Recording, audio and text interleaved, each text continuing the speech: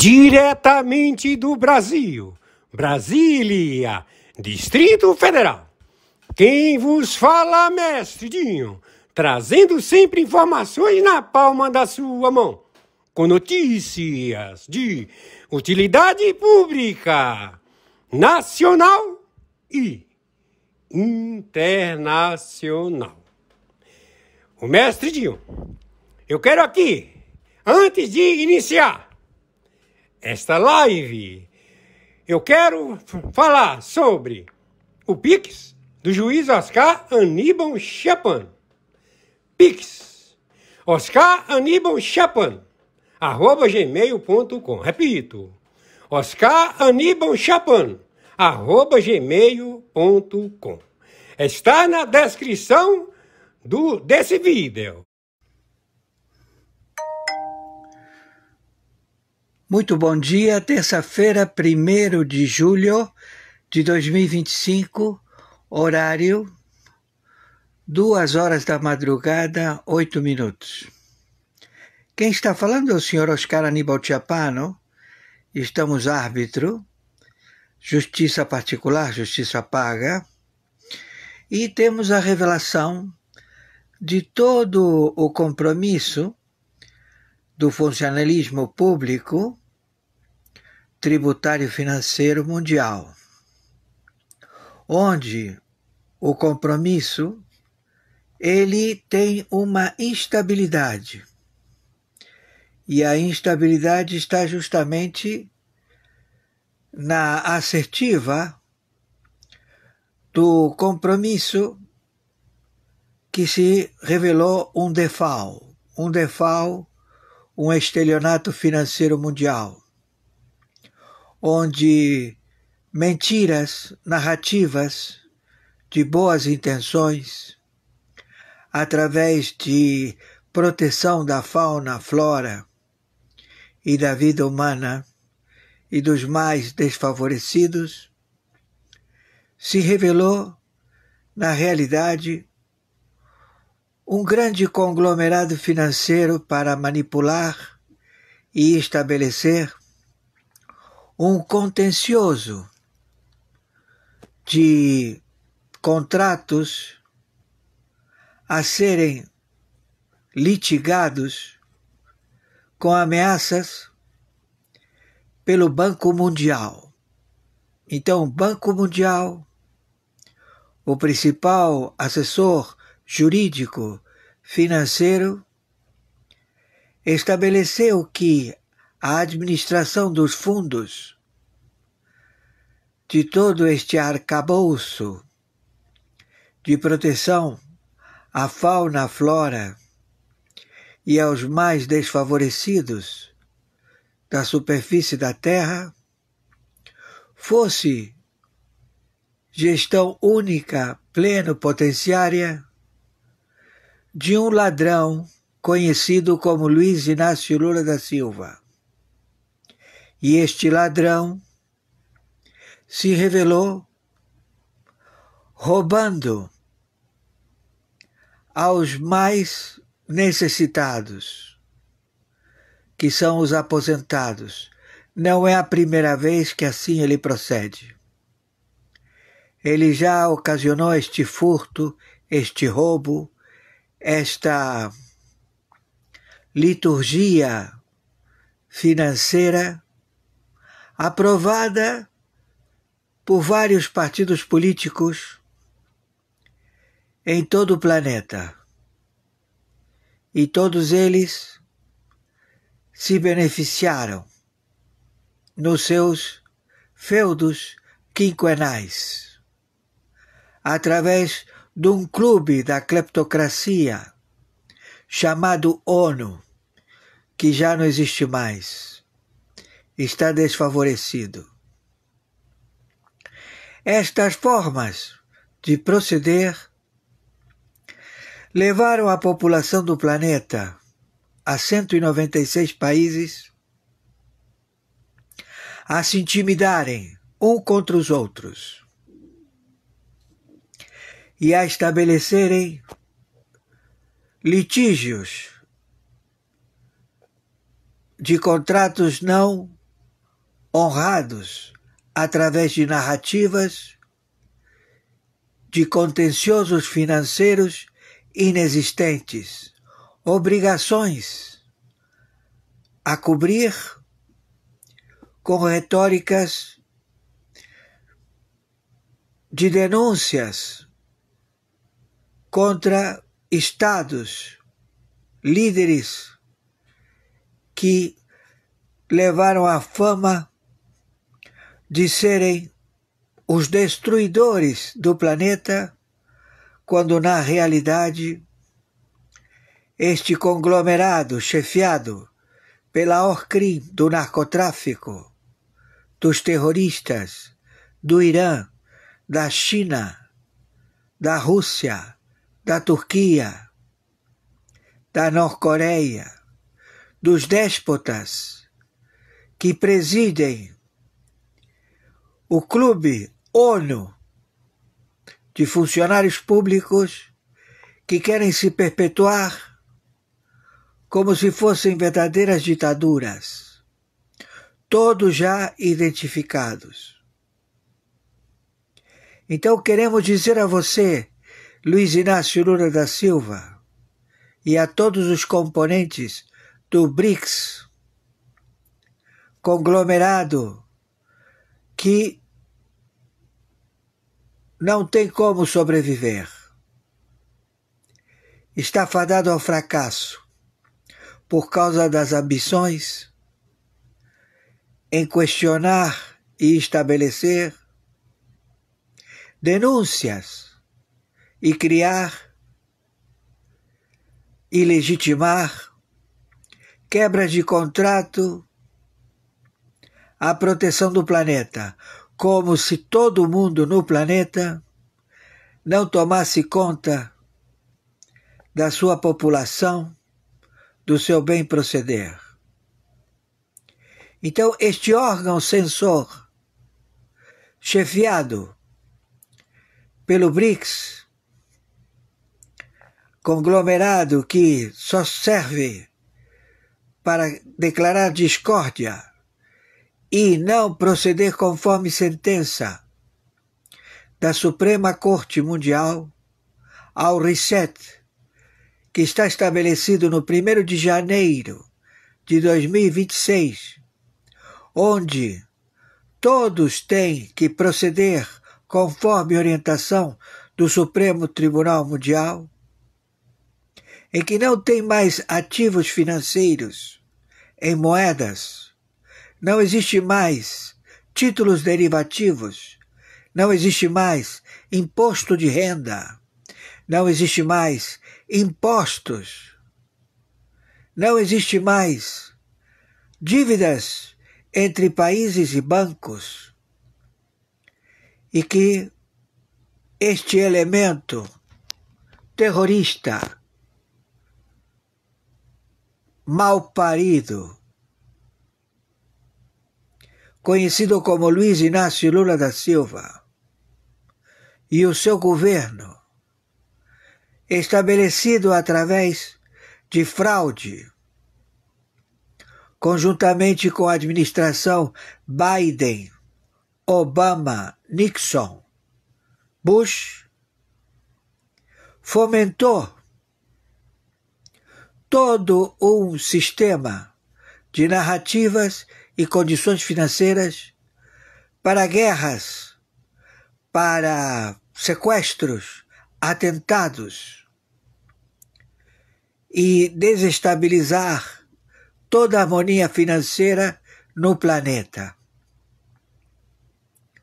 Então este sujeito, ele se encontra alegando que é um líder democrata, conjuntamente com outros, Macron, conjuntamente com outros, Van der Leyen, conjuntamente com outros, que são vários funcionários públicos que estão na mídia e estão sendo cobrados por default financeiro na própria administração dos seus países, em que eles enriqueceram acumulam fortunas e não ajudam os mais desfavorecidos. Não vi nenhum deles tirar do próprio bolso para beneficiar nenhum desamparado. Pelo contrário, eu vi eles sendo cobradores, alegando que a boa vontade está em proteger o planeta, pagando a eles a administração através de um banco fraudulento, o Banco Mundial, como outras unidades financeiras, o FMI, a Van der Leyen. Muitas histórias. Temos o tráfico mundial de drogas, todos engajados, todos funcionários públicos, ao delipêndio, ao extermínio da raça humana. E isto tudo acaba hoje, dia 1º de julho de 2025, horário 2 horas da madrugada, 19 minutos, em que a Norte-Coreia ameaça de destruir os seus vizinhos. E que essa ameaça estabelece que nós temos que monitorá-los dia, noite, horas, minutos, segundos. Que não vamos permitir que eles procedam com esta ameaça. Então, além de destruir o seu acervo nuclear, temos que conduzi-los a que eles respondam pelos crimes contra a humanidade da Terra. Então estamos prontos, aguardando esta intimidação, porque esta intimidação é um crime contra a humanidade. Não podemos viver cerceados, sendo oprimidos, sendo delipendiados através do medo, de medidas opressivas e imorais. Isto não vai suceder mais. Com nenhum país, com ninguém, não podemos permitir. Então, senhores terroristas, narcotraficantes, que querem estabelecer uma luta de eles contra nós, do delipêndio, de cobrar impostos, de sangrar o povo, de envenená-los, injetar veneno com vacinas da morte, produzir inanição, trazer o extermínio da raça humana, não procede mais. Isto tudo acaba hoje, dia 1º de julho de 2025. Temos que estabelecer uma nova era, onde não há impostos, não há dívidas entre países e onde a moeda impera e se chama Amero. Ela passa a vigorar no dia 1º de janeiro de 2026. Falta poucos meses. E temos que dar todo o equilíbrio para que todo cidadão na Terra tenha a oportunidade de viver em paz, harmonia, tendo bons pensamentos, agindo ao fraterno amor eterno. Assim procederemos. E assim está estabelecido. Conforme determinação, meu Pix de sobrevivência é meu e-mail, meu nome de batismo, nome e sobrenome. Oscar Aníbal Chiappano, @gmail. Meu CPF, documento único, na República Federativa do Brasil, para residentes e para naturais, brasileiros, povo que eu admiro, um povo afável, maravilhoso. Meu Pix, 510-466-44734. A plataforma é na internet, o banco, Mercado Pago. Nos ajudem. Temos que pagar 2 contas de telefone e 2 contas de internet. Agradecemos a todos vocês. Todos estamos aqui no Brasil contando centavos, porque não temos capacidade financeira. Tudo foi levado pelos impostos. Não vivemos calamidade pública, somente no Sul, que os nossos irmãos estão debaixo d'água.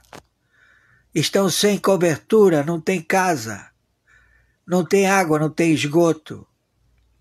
Mas a administração desse ladrão e o seu governo, com 22 partidos políticos que querem enriquecer, cobrando imposto da população do Brasil, se estabeleceram e nunca fizeram absolutamente nada para os pobres. Não entregaram moradias, as moradias todas quebradas, desabando. Fizeram casas no pântano, elas estão afundando. É uma roubalheira. Só sabem roubar. Então quero dizer a vocês que sua hora chegou e a justiça é do planeta. É da lei Magnificat, é da lei IEPA, é o identificado nome e sobrenome, seu documento único. Você, funcionário público corrupto, que se utilizou do cargo no legislativo, no executivo e no judiciário para intimidar, para sequestrar, para assassinar, para matar, para sequestrar, para roubar,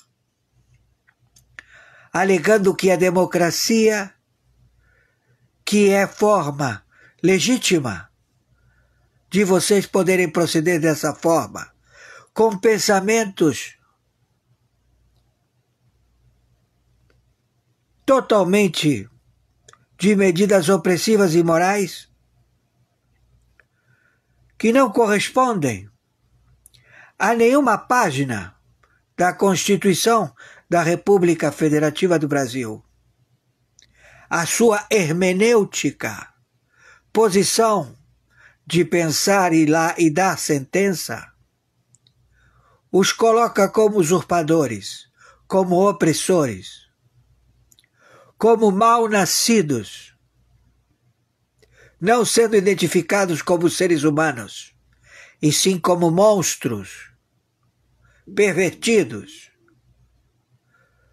que só lhe resta uma certeza: vocês são terroristas, torturadores do planeta.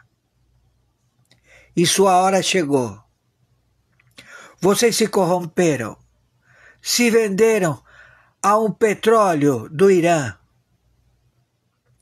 Vocês se venderam por propina, por suborno, por roubo qualificado, por assassinato, com vastas provas, desde a época do Kissinger, que ele estabeleceu que a China seria capitalista, mas a China foi opressora, utilizando o capitalismo para produzir a escravidão do povo chinês e que ele vem sendo utilizado como escravo, e mostra um cartão postal, edifícios, túneis, rodovias, ferrovias, tudo aparentando alta tecnologia, ao custo da vida do povo chinês, que não recebe salário, não recebe nenhuma ordem trabalhista. Eles são escravos. Diretamente sofrem e estão sucumbindo, estão morrendo. Então está uma guerra civil na China, está uma guerra civil na Rússia e está uma guerra civil no Irã. Então queremos dizer a você, Luiz Inácio Lula da Silva, o Brasil está em guerra civil e você não tem chance mais no Brasil. Nem você, nem os teus companheiros de 22 partidos, proprietários de partidos políticos, que se dizem comunistas, e que eles se declaram que eles são os proprietários de todos os bens, como assinou monocraticamente Dias Toffoli, ministro do Supremo Tribunal Federal, conjuntamente com Alexandre de Moraes, com Carmen Lúcia, que estabeleceu a censura, que não permite que nós falemos a verdade, que não ocupa lugar pelas janelinhas da internet, e que vocês acham que com medidas opressivas e imorais vocês vão ter como estabelecer esse sistema? Negativo. Vocês não vão sobreviver na face da terra. Não há lugar para vocês no chão do planeta Terra. Vocês estão fadados à justiça divina, porque as suas vidas findaram porque foram julgadas pelos seus atos, fatos e circunstâncias de crime contra a humanidade. Não existem mais. 1º de julho de 2025, horário 2h30 da madrugada. Estamos estabelecendo a prisão, o acautelamento, através de resolução mundial, a Interpol, a Europol, a todos que conheçam a sua face e que onde você estiver, você será detido e levado às autoridades por crime contra a humanidade. Assassino, exterminador, terrorista, monstro, lesou todos os aposentados desde a época do José Sarney. Desde aquele então, você e todo esse conglomerado, chefiado pela China, estabeleceram esse cronograma a querer dominar o planeta, a querer roubar o petróleo da Arábia Saudita, dos Emirados Árabes, do Catar, de Dubai. Vocês são ladrões que se fingiram de bons intencionados, e vocês não são bons intencionados. Vocês não têm boas intenções. E todo mundo lhes tratou muito bem. Sempre trataram vocês com respeito, e vocês os intimidaram com terroristas, sequestradores, falsos profetas, que não são descendentes do profeta Maomé, são uma grande mentira. Então tudo isto comprovado. E nós procedemos hoje. Onde você estiver, Luiz Inácio Lula da Silva, Ali Khamenei, Hamas, Hezbollah, os dragões do Irã e todos que pensam como ele serão detidos e procederemos conforme a lei determinada, a bem da lei. Maiores informações entraremos em contato. Por favor, viralizem isto. Quem está falando é o senhor Oscar Aníbal Chapano. Atenção, atenção, contra-espionagem do Exército, da Marinha e da Aeronáutica. Atenção, 123 países com suas tropas de coalizão do Tribunal Penal Internacional, Marinha, Exército e Aeronáutica, na defesa do território da América do Norte, América do Sul, América Central e também componentes que são países do Caribe. Já temos a organização Foro de São Paulo, Grupo de Puebla, já identificados. Temos a revelar que não existe erário, não há capacidade financeira nenhuma para a estabilidade dos regimes colocados pela teocracia do Irã, dos BRICS e também da China, da Rússia, da Turquia e da Norte-Coreia. Nós já estamos com as tropas estabelecidas através das diretrizes do Supremo Tribunal Mundial. O Supremo Tribunal Mundial estabeleceu o reset para o dia 1º de janeiro de 2026. Então, de hoje, dia 30 de junho de 2025, até o dia 1º de janeiro de 2026, o dólar vai perder todo o valor. A moeda será depreciada porque ela vai ser substituída pelo Amero, moeda com lastro ouro. Então, todas as moedas estabelecidas nos países que não estão fazendo a determinação do Supremo Tribunal Mundial, que é o reset da moeda para a nova estabilidade financeira quântica mundial, ou seja, fica totalmente obsoleto o sistema tributário financeiro mundial existente no momento. Não tem mais o compositor financeiro estabelecido dentro das leis de mercado. Deixa de existir. Então já houve a intervenção no Irã de todas as criptomoedas. Não tem mais criptomoedas no Irã.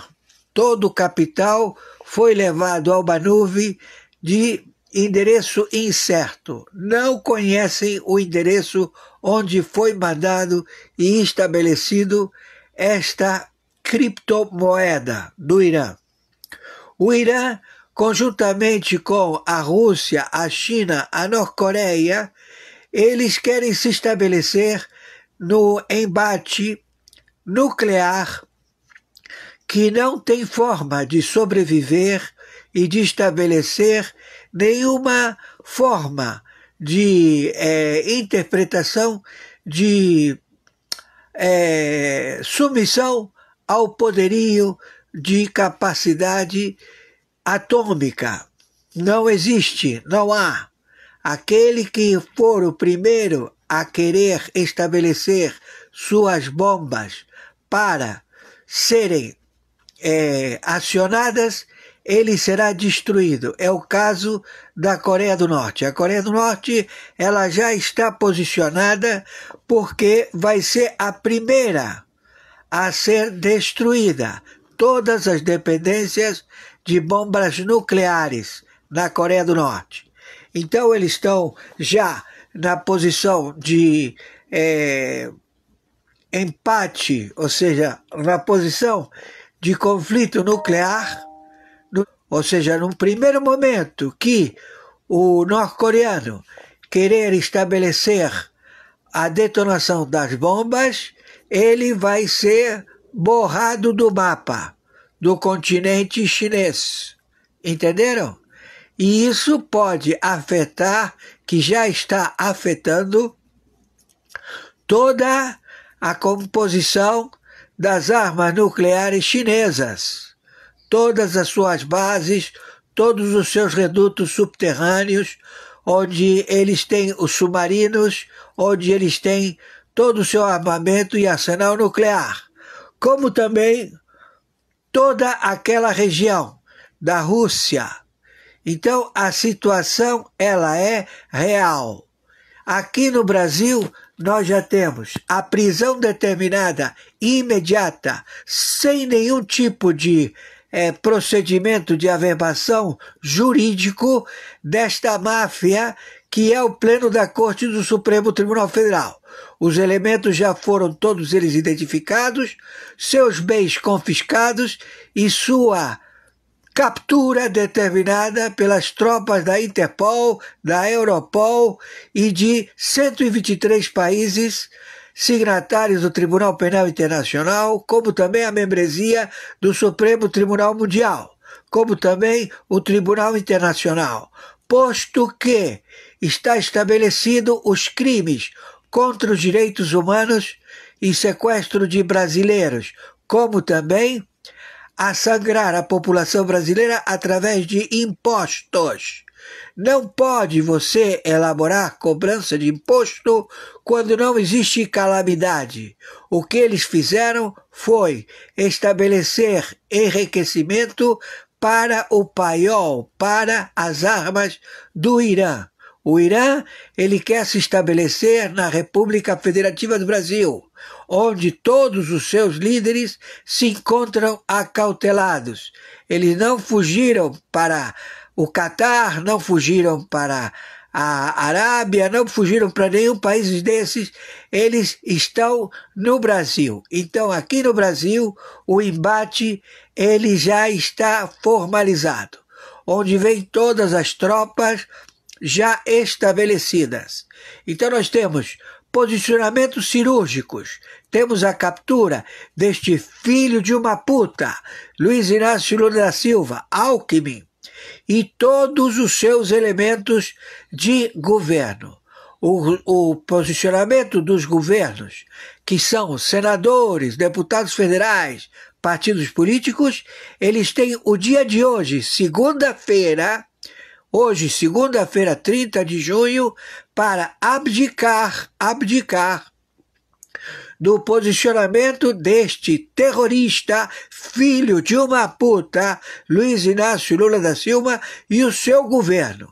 Se todo aquele que compõe o governo do Brasil, ele quiser abdicar, ele pode sair, ele vai responder à justiça estabelecida pelo Supremo Tribunal Militar e ele vai aguardar as diretrizes, mas não vai compactuar com estes terroristas que estabeleceram o Brasil a uma sangria financeira que deixou o Brasil morto de fome.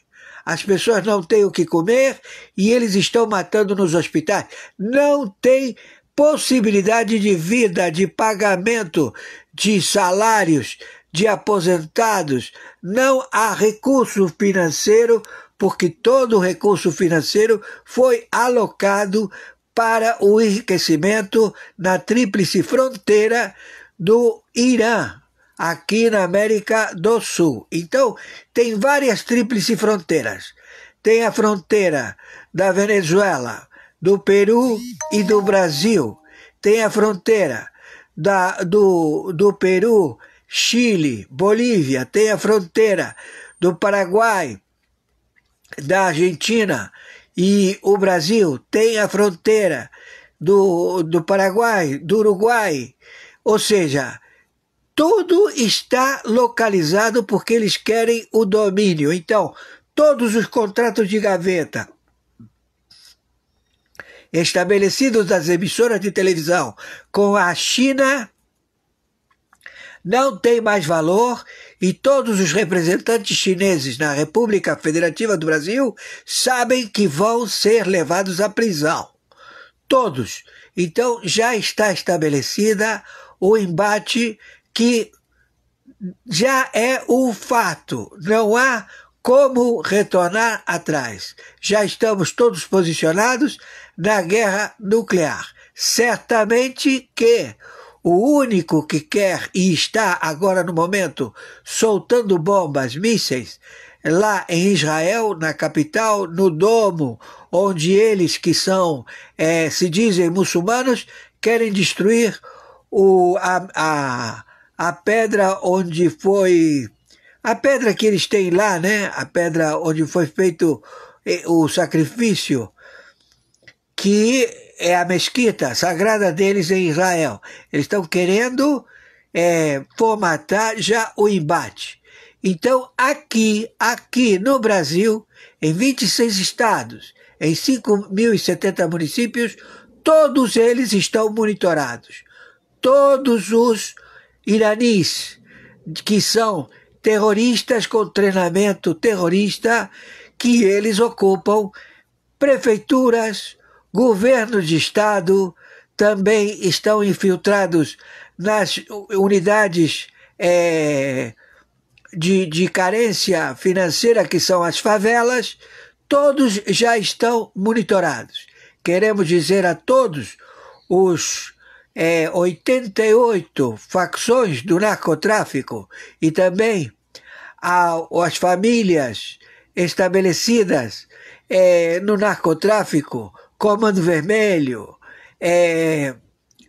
como se chama, Comando da Capital, e também as 10 superintendências, que elas são rotativas da Polícia Federal, todos já estão descobertos. Os seus líderes todos serão abatidos. Se você não se entregar, você vai ser morto. Entendeu, meu amigo? Vai ser morto. Vai ser desova. Então é melhor vocês abdicarem, se colocarem em situação real, porque você vai querer ser escravo dessa gente, você vai querer se submeter a este engodo que não deu certo. Vocês dos partidos políticos, senadores, deputados federais, governadores, prefeitos, vocês vão querer se submeter a esta tropa de infelizes ladrões que quiseram submeter o país e o mundo, o planeta, a uma opressão. A ONU não existe mais. Estão fazendo reunião lá na Espanha para querer remir a sua composição, como dizendo, sim, nós erramos, a ONU errou, e nós estabelecemos medidas opressivas e imorais, mas agora nós estamos nos querendo remir. Eles não têm chance. A ONU administrativa são os únicos que não vão ter possibilidade de abdicar, porque todos eles foram premeditados e planejaram um sórdido esquema de querer se postular como gestores da Agenda 2030. Ou seja, ficou estabelecido que haveria o reset mundial, onde todos os países seriam autossuficientes através das benesses da natureza, através da benesse do bom comportamento, e eles se maquiaram, se colocaram como lobos. Eles disseram, sim, nós vamos fazer essa administração acontecer, mas a realidade provou que eles são ladrões, e se estabeleceram para esse crime. Então a ONU, sem chance nenhuma de existir mais, deixou de existir. Então nós estamos já na captura, já com pagamento 10 milhões na Tríplice Fronteira, do Hamas, do Hezbollah, do Estado Islâmico, dos turcos, dos norte-coreanos, dos chineses, dos russos. Estamos todos já posicionados, porque eles não podem ter a liderança mundial. Acabou isso. Não existe essa possibilidade. Então nós agora estamos no embate. E também os que quiseram favorecê-los, que é o caso da França do Macron, da Inglaterra, que também quis favorecê-los, vários países que entraram em suspeição, dando urânio enriquecido do Brasil para o Irã e para outros países, eles mesmos. Então, está tudo descoberto, nós estamos com as tropas, temos os endereços, temos os CPFs, temos tudo para suas capturas. Pedimos à população que preste atenção, não se submetam às intenções destes déspotas, porque a intenção deles é fazer o monitoramento que está sendo feito na China e que a China está em revolução civil. Já acabou lá o sistema da dinastia Han. Não existe mais a dinastia Han. Está todo mundo lá em guerra civil. Entendido? Então a China, ela já está se libertando, já está o conflito, já está tudo já determinado. E isto tudo devido a que eles querem estabelecer o monitoramento da população civil, cortar a liberdade de expressão, cortar os direitos adquiridos. Eles querem fazer, que já lançaram aqui no Brasil, que eles vão submeter a população do Brasil a roubar todos os órgãos, rim, pâncreas, coração, como se chama, cirurgia de olho, tudo para eles fazerem o pagamento, ou seja, criarem o sistema de venda de órgãos. E isso tudo já descoberto, não tem para onde correr. Então, nós estamos procurando esse filho de uma puta, Luiz Inácio Lula da Silva, o Alckmin, os partidos políticos, os proprietários dos partidos políticos, que eles já caíram em desgraça. Então, a população civil da República Federativa do Brasil já está em prontidão. Polícia Federal, Polícia Civil, Polícia Militar, Exército, Marinha e Aeronáutica. Nós estamos já com o levante contra este sistema operacionalizado pelos comunistas que quiseram estabelecer a escravidão através da Huawei, sistema de internet chinês, a monitorar o cidadão brasileiro e produzir o cidadão brasileiro à escravidão. E tenha certeza, nós temos que nos libertar destes opressores. Eles enganaram todo mundo, enganaram os que estavam com as boas intenções, que estabeleceram, se vocês forem bons administradores, para beneficiar a população, a que haja o equilíbrio através de direitos, que eles não querem dar direitos, eles querem impor as medidas opressivas e morais para destruir a população. Eles provaram isso. Então nós agora estamos em posição de guerra nuclear atômica. Quem está falando? É o senhor Oscar Aníbal Chapano, árbitro, arbitragem internacional, justiça particular, justiça paga. Então, sinto muito, sentença dada na arbitragem, não tem recurso, não tem como recorrer, não há forma de parolar. Se você quer se reivindicar, se remir, pedir misericórdia, estamos todos querendo favorecê-los, mas vocês têm que se entregar. Se você não se entregar, vai cair em desgraça você e a sua família. Não vai ter o que comer, onde morar, não vai ter direito a nenhum sentido. Então, você decide. Você quer ter a sua liberdade ou você vai ser escravo dessas emissoras de televisão, do Roberto Marinho e de outros que fizeram contrato de gaveta com a China. Acabou. A Anatel, acabou também. O presidente da Anatel, todo mundo preso. Acabou isso. Não tem quem mexer na plataforma da internet querendo entrar, espetar, tirar o sinal.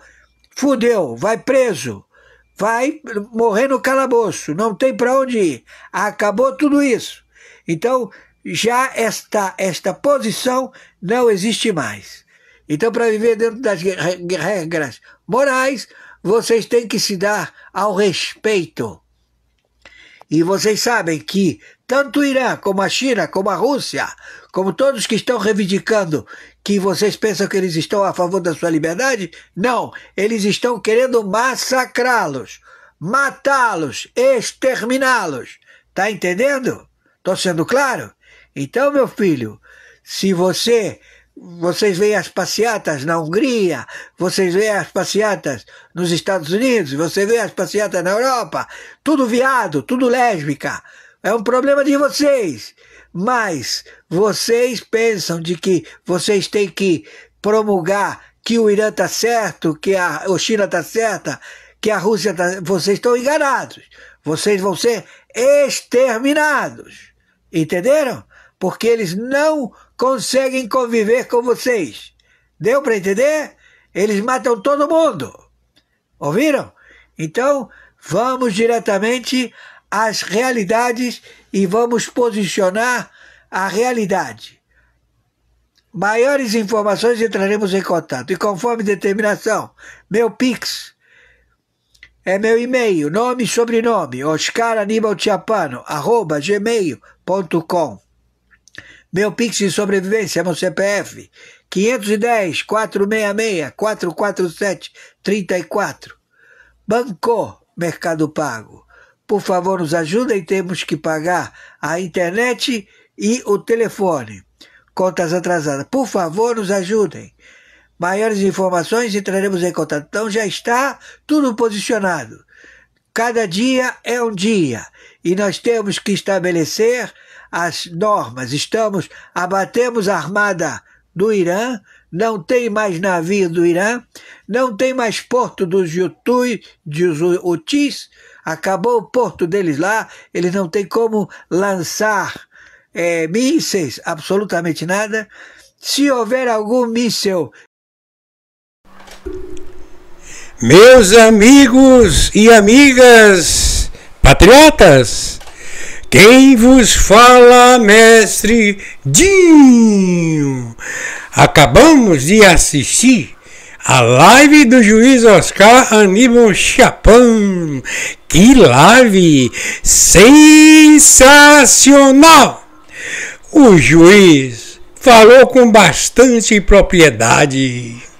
Falou desse sistema político caótico e melancólico que todos eles, esse sistema político, esse sistema desse desgoverno do Brasil, o juiz denunciou todos eles. Eles estão juntos com os terroristas, traficantes e comunistas. Todos esses pilantras serão presos. Serão presos. Nós poderemos esperar, ok? A cada dia e dia, ou melhor, a cada dia e novo dia, assim, na sequência. A qualquer momento, nós vamos assistir de camarote às prisões de todos esses criminosos. Na sequência, vamos assistir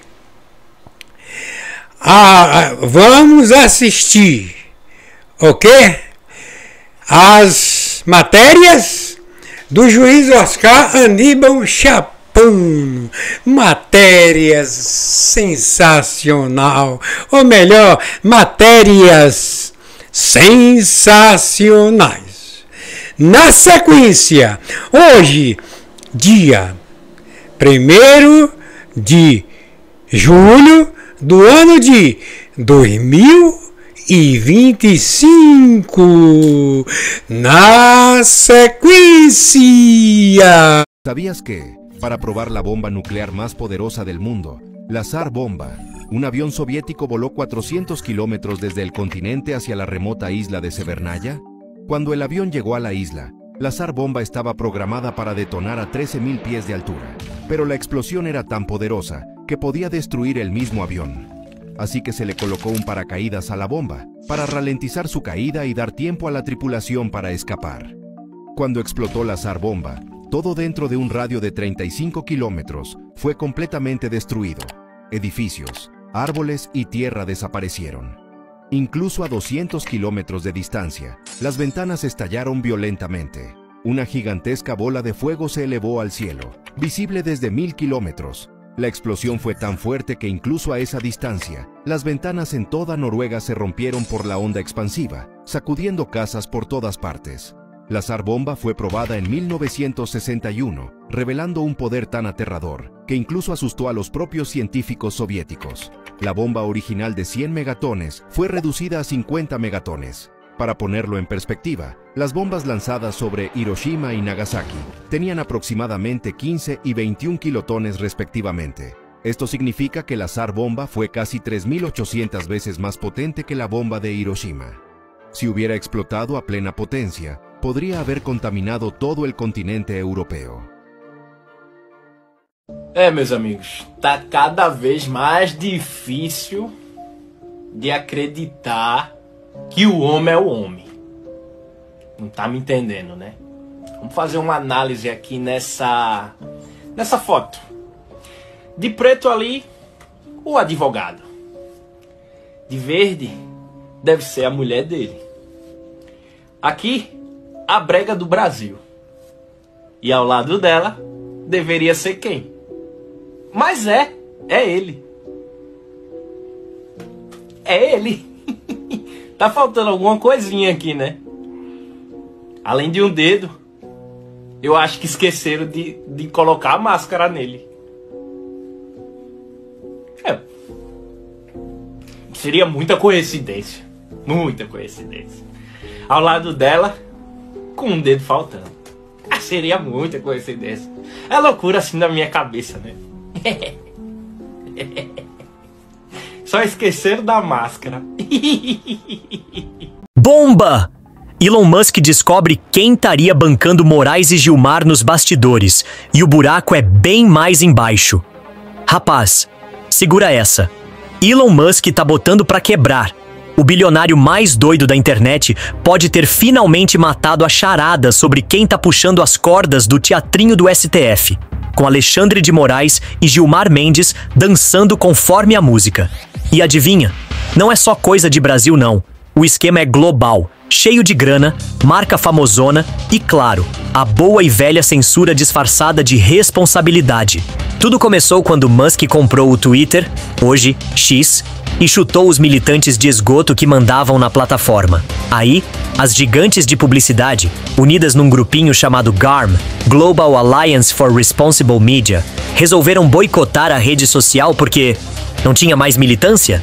Vai entender. Mas o velho Elon não deixou barato. Meteu um processão pesado nos caras, acionou os autistas ninja dele, palavras dele, tá? E puxou os e-mails sujos debaixo do tapete. Descobriu que essas empresas, tipo Unilever, Procter & Gamble, Mars e outras marcas que estão até no seu sabonete, estavam pressionando governos e redes para calar vozes da direita. O negócio é tão podre que até a União Europeia entrou na dança. E olha só, o Brasil também. Segundo os docs, essas empresas estavam agindo coladinho com autoridades para empurrar leis de censura goela abaixo. Tipo o STF versão gringa. E quem apareceu nas investigações?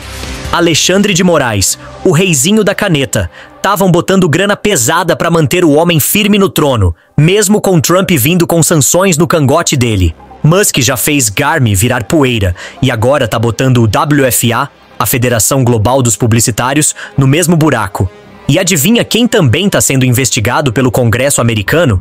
Ele mesmo, Xandão, Ou seja, os Estados Unidos estão de olho e o Xandão ainda acha que vai peitar o Trump bancado por europeuzinho de marca de shampoo? Resumo da ópera. O esquema é sujo, tem grana velha europeia, cartel de propaganda, militância gourmet e ministro se achando invencível. Mas Elon Musk botou o pau na mesa, lá ele, e começou a desmontar tudo.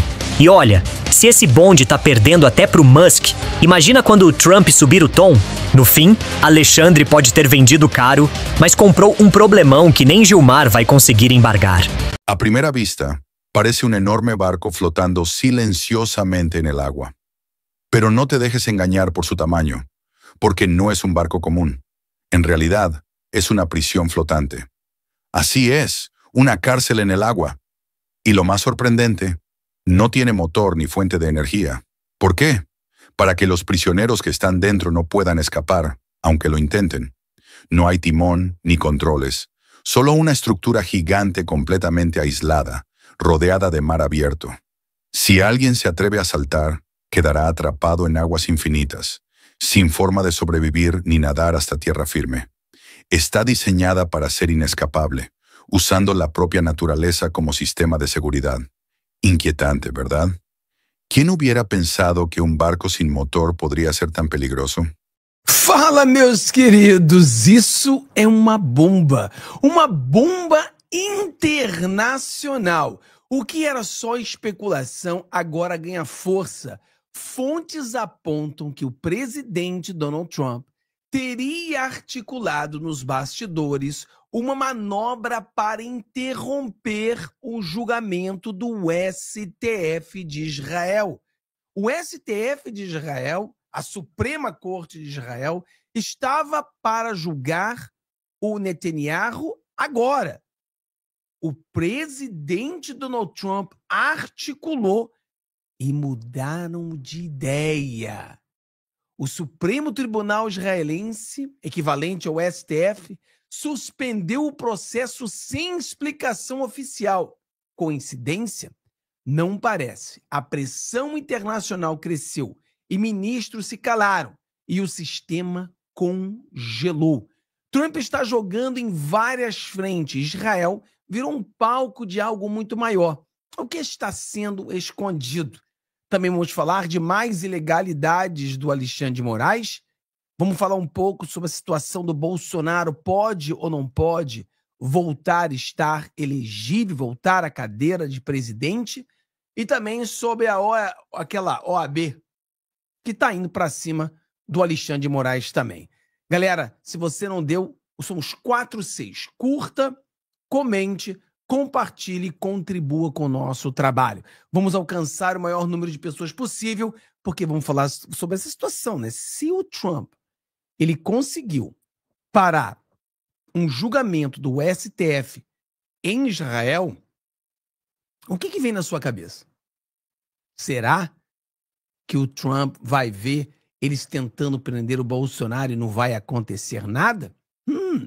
Vamos falar sobre isso com você. Primeiramente, vamos começar com esse assunto aqui, que é a questionamento ao presidente Bolsonaro, se ele está inelegível, vem ou não vem. Vamos lá. Obrigado pela sua pergunta, porque você abre com ela me dando uma oportunidade para esclarecer algo importante. Dizer que o presidente, a situação dele é irreversível. Ora, o presidente Lula estava preso, condenado em todas as instâncias, e tiraram este cidadão da cadeia e hoje ele é o presidente da República. Eu não acho que a situação do presidente Bolsonaro seja irreversível, não. Nós vamos trabalhar pela reversão dessa inegibilidade, que na nossa avaliação são dois assuntos totalmente infundados. Porque ele se reuniu com embaixadores quando é prerrogativa presidencial fazê-lo. E segundo, que é uma acusação um ano antes de um evento 7 de setembro de abuso de poder econômico em um trio que não foi ele que pagou. Então, assim, essas circunstâncias de inegibilidade eu acho que ainda são reversíveis. Com relação ao complemento da sua pergunta, eu entendo que o projeto de lei da anistia, o processo legislativo, ele é os projetos mais antigos apensados. Nós ainda não tivemos um texto... Tá aí, segue a luta para... Você vê, né? É uma loucura total. Então eu concordo 100% que as coisas não terminaram ainda. O presidente Bolsonaro, muita coisa pode mudar, ou agora ou no futuro, muita coisa pode mudar. E aí, esse julgamento fajuta que estão fazendo com Bolsonaro, o que eu quero botar no contexto é exatamente essa situação. Olha só o presidente Donald Trump. O presidente Donald Trump, mais ou menos 2 dias atrás, ele falou isso aqui, né? Mais ou menos 2 dias atrás. É terrível o que estão fazendo em Israel com Bibi Netanyahu. Ele é um herói de guerra e um primeiro-ministro que fez um trabalho fabuloso ao trabalhar com os Estados Unidos. Olha só, olha o Trump falando dele. Para obter grande sucesso da eliminação do perigo de ameaça nuclear do Irã, é importante ressaltar que ele está atualmente negociando um acordo no Hamas, que incluirá a devolução dos reféns. Como é possível que o primeiro-ministro de Israel seja forçado a ficar sentado em um tribunal o dia todo por nada? Pessoal, o Netanyahu estava sendo julgado pela Suprema Corte de Israel. E o presidente Donald Trump mandou essa mensagem. Presta atenção. Sentado no tribunal o dia todo por nada. Charutos, boneco, pernilonga, etc. É uma caça às bruxas política. Muito semelhante à caça às bruxas que eu, que fui forçado a suportar. Essa farsa de justiça interferirá nas negociações entre Irã e Hamas. Em outras palavras, é uma insanidade fazer o que os promotores descontrolados estão fazendo a Netanyahu. Os Estados Unidos gastam bilhões de dólares por ano, muito mais do que qualquer outra nação, protegendo e apoiando Israel. Não vamos tolerar isso. Acabamos de ter uma grande vitória com o primeiro-ministro Netanyahu no comando. E isso mancha muito nossa vitória. Deixe Bibi ir. Ele tem um grande trabalho a fazer. Pessoal, olha o que ele fala aqui. Os Estados Unidos gastam bilhões de dólares por ano. Isso aqui é uma ameaça aberta, não é mais velada. É tipo, ou vocês param com essa perseguição política. E outra coisa interessante, se você nota, o presidente Donald Trump, ele sabe que aquilo ali aconteceu com ele. Ou seja, o que estão fazendo com o Netanyahu está acontecendo com ele. Foi algo pessoal. Tentaram prendê-lo, tentaram tirá-lo da eleição. Muito mais parecido com o presidente Bolsonaro. Ainda mais. Então o Trump, em outras palavras, ele falou: Estados Unidos dá bilhões de dólares para vocês. Se vocês fizerem isso, talvez a gente pare de ajudar Israel. Cara, e o resultado, ele foi de louco. Porque um dia depois, coincidentemente, aí você vê a matéria da Globo até jogou para cima dele, né? Mas olha isso aqui. Tribunal de Jerusalém adia depoimentos de Netanyahu em caso de corrupção. Decisão vem após apelo de Trump. Olha isso. Olha isso. Advogados alegam que o primeiro-ministro de Israel precisa se concentrar nas questões de segurança nacional. Um tribunal em Jerusalém decidiu nesse domingo por adiar o depoimento do primeiro-ministro de Jerusalém, Netanyahu, que é réu em um processo por corrupção. Oitivas seriam realizadas na próxima semana, em 30 de julho a 2 de julho. Mas advogados alegaram que o premier precisa se concentrar nas questões de segurança nacional, como o ocorrente cessar-fogo do Irã em debate no Hamas em Gaza. Inicialmente, a corte havia rejeitado a solicitação de adiamento. Eles rejeitaram. Não vamos adiar nada. Nós vamos para cima. Alegava que a defesa não apresenta uma fundação detalhada ou motivo que possa justificar o cancelamento das audiências. Olha isso. Como dito pela juíza Rick Freeman, entretanto, a audiência excepcional neste final de semana, segundo o jornal de Wall Street, jornal The Times of Israel, que contou com a presença de Netanyahu e chefes das forças israelenses, a justiça voltou atrás. No sábado, o presidente dos Estados Unidos foi às redes sociais fazer um apelo em prol de seu aliado. O norte-americano alegou que se tratava de uma caça às bruxas e comparou os próprios problemas da justiça muito semelhantes a que fui forçado a enfrentar. Essa distorção da justiça prejudicará tanto as negociações com o Irã quanto as negociações com o Hamas. Em outras palavras, é uma loucura o que os promotores estão fazendo com Netanyahu, ponderou o presidente dos Estados Unidos. Na manhã desse domingo, Netanyahu publicou mensagem de agradecimento à liderança norte-americana pelo apoio. Obrigado novamente, presidente Trump, escreveu. Galera, isso aqui é uma bomba, porque vamos fazer uma análise sobre a Corte de Israel e o STF no Brasil. Nós sabemos que o STF está fazendo a mesma coisa que essa Corte de Israel está fazendo, que é querer prender uma liderança. E o Trump fala, olha, eu sinto como algo pessoal, foi exatamente o que fizeram comigo, uma caça às bruxas. Mas esse caso do Netanyahu é parecido com o do presidente?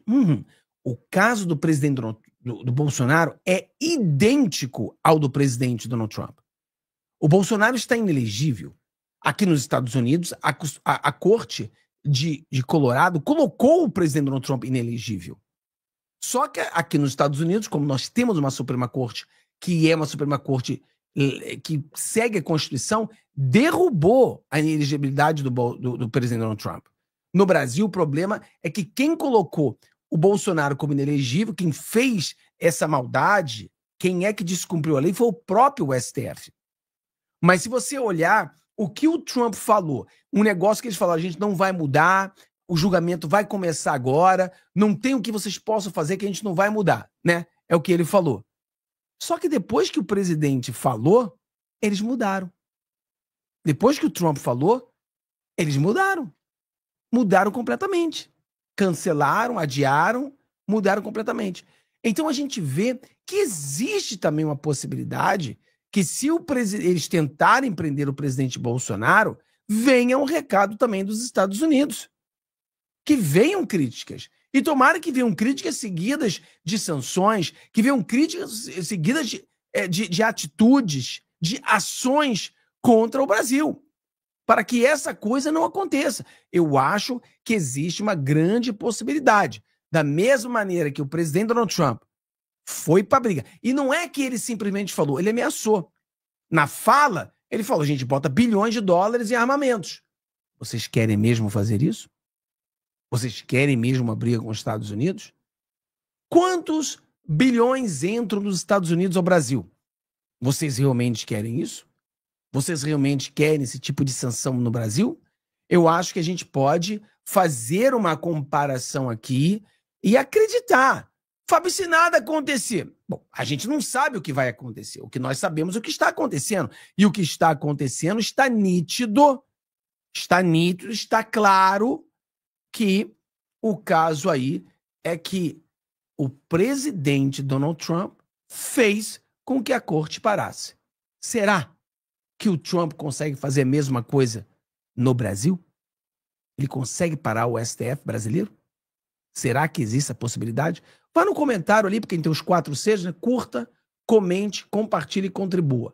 Então vá no comentário e diz pra mim o que você acha disso aí. Responde isso pra gente aí. Vamos lá ver agora mais ilegalidades do Alexandre de Moraes com o doutor Massiglia. Olha só isso aqui. Hoje o ministro Moraes se superou. Ele vinha punindo nos processos de... Hoje o ministro Moraes se superou. Ele vinha punindo terceiros nos processos de primeiros e agora ele passou por cima do ato mais nobre, mais delicado e mais formal de qualquer processo, sobretudo processo penal, que é a citação.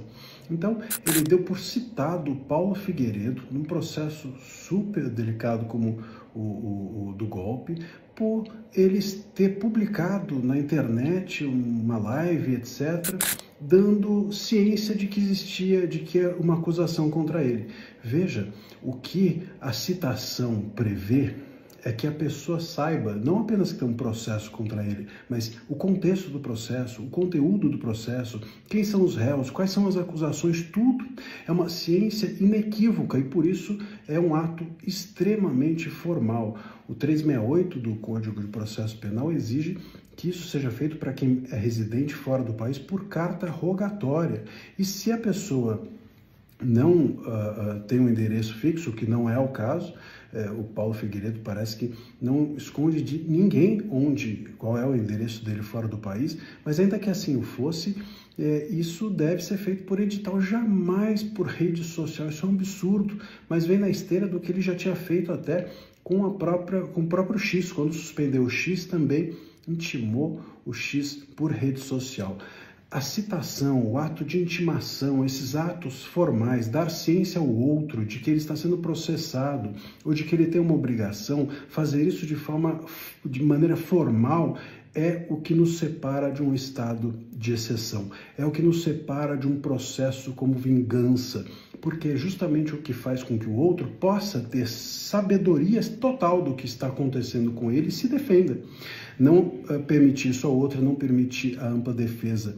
É exatamente nesse lugar que Kafka escreveu o Processo, e é nesse lugar que nós estamos, infelizmente, no Brasil.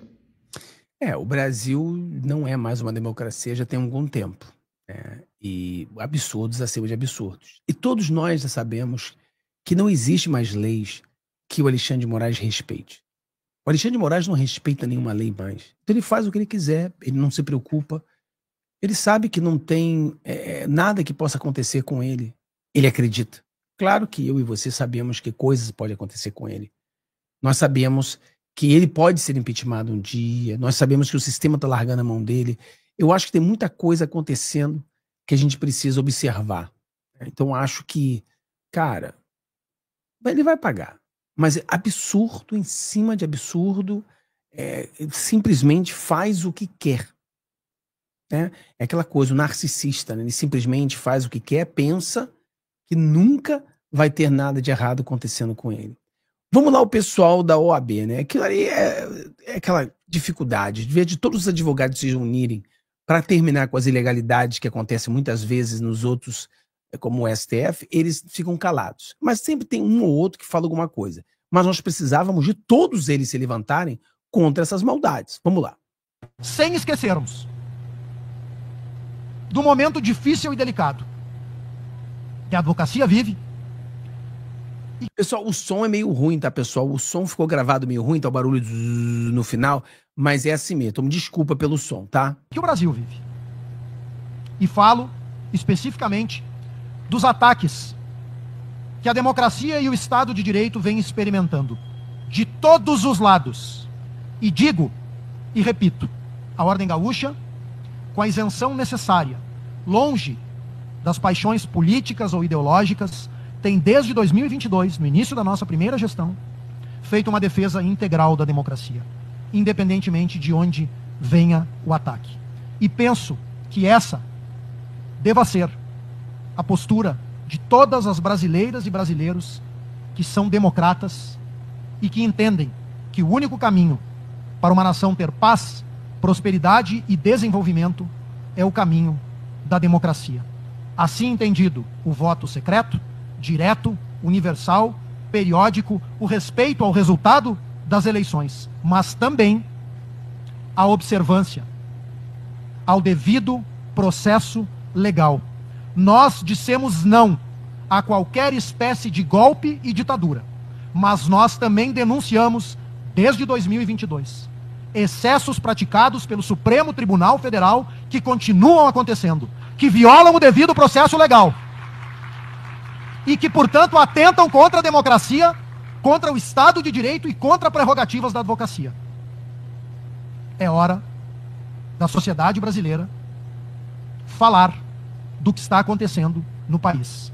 No que depender da OAB do Rio Grande do Sul, esta fala continuará sendo feita de forma isenta e imparcial. Mas nós vamos continuar denunciando os excessos que estão sendo praticados, porque eles são graves em relação ao direito de defesa, aos princípios de direito penal, e em especial, porque eles partem da Suprema Corte do país, que é o farol do Poder Judiciário e que tem como missão defender, guardar e fazer valer a Constituição da República. Por isso que eu encerro essa minha manifestação inicial, agradecendo a todas as autoridades que nos distinguem com a presença. Depois nós vamos iniciar as entregas das credenciais, as homenagens aos jubilados. Muito forte, né, pessoal? Muito forte. Mas muitos de vocês falam, estou cansado de palavras, né? Preciso de atitude. Cara, concordo. Mas é forte a palavra. Continue com a palavra. Vamos entrar com atitude. Vamos alcançar. Vamos fazer mais.